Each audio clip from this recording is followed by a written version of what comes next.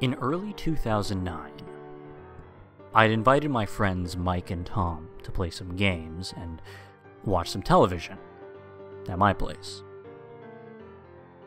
Everything was going well until I decided to watch some Nickelodeon with them. I never thought that this would ever happen on the channel before, and some part of me still wonders that to this day. How exactly did this even happen? We put the channel on, and what was airing at the time was a rerun of the SpongeBob special, Whatever Happened to SpongeBob. However, we could notice something was off.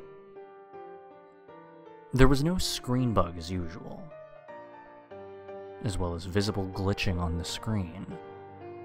And at first we thought that it was just our signal.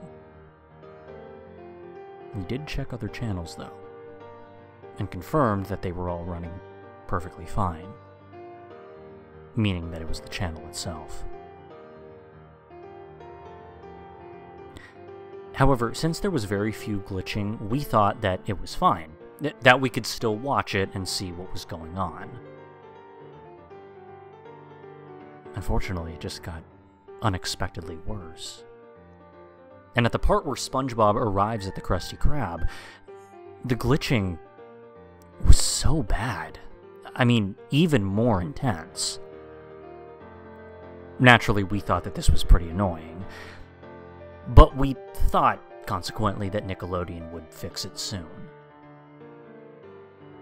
I mean, at this point, it was making the episode barely watchable. It just got worse as seconds passed by. On the part where SpongeBob slides and hits Mr. Krabs, the glitch gets more intense. More colors flickered on the screen, such as gray, and the saturation would always be changing at odd intervals. At the part where SpongeBob gets kicked out of the Krusty Krab and starts crying, it crashes twice per second. Second time, 2 seconds. The frames of the episode now appeared to be jittery. A frame would appear where the colors would be replaced, each a split second. At this point, my friends and I were all visibly annoyed. Why wasn't this fixed? What was taking so long? At the part where SpongeBob leaves Bikini Bottom down the road, muttering the same words his friends said to him, there was now silence.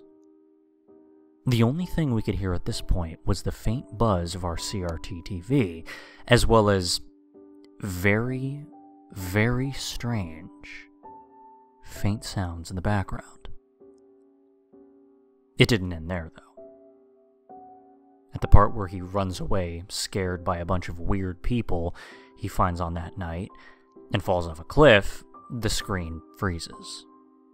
Which wouldn't have been so bad, except that it was on the part that SpongeBob was laying down on the ground at the distance after falling off the cliff, hitting his head on a bunch of rocks. The screen then cut to black for a few seconds, and when it returned, it did so on that same frozen scene. Except now the glitching was now gone.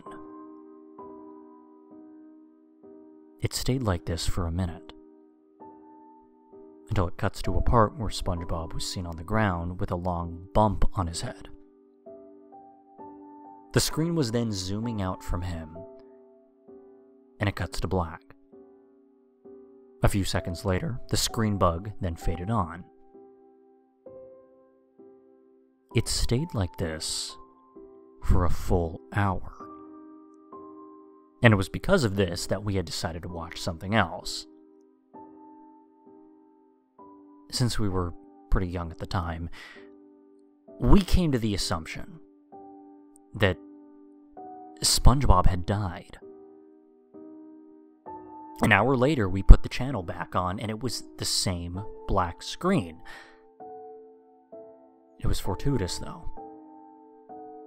for a few seconds later, the episode finally returned.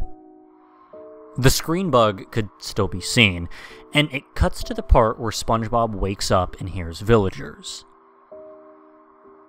There was no audio for a few seconds before it eventually returned. And at this point, everything came back to normal. There was still a bit of weak glitching for a few seconds before it stopped. We were glad that this ended, as well as knowing that SpongeBob was still very much alive.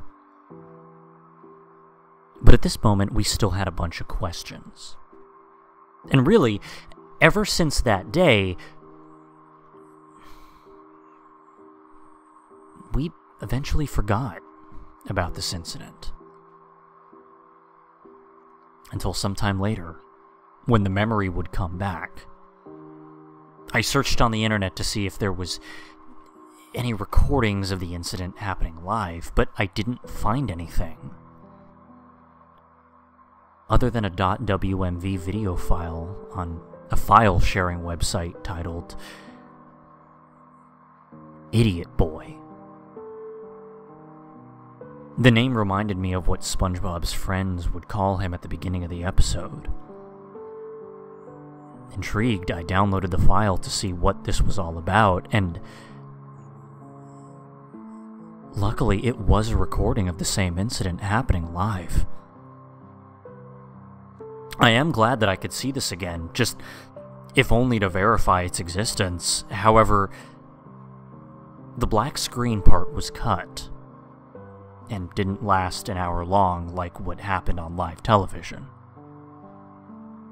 Instead, the black screen on this video lasted for only a few seconds before the episode returned.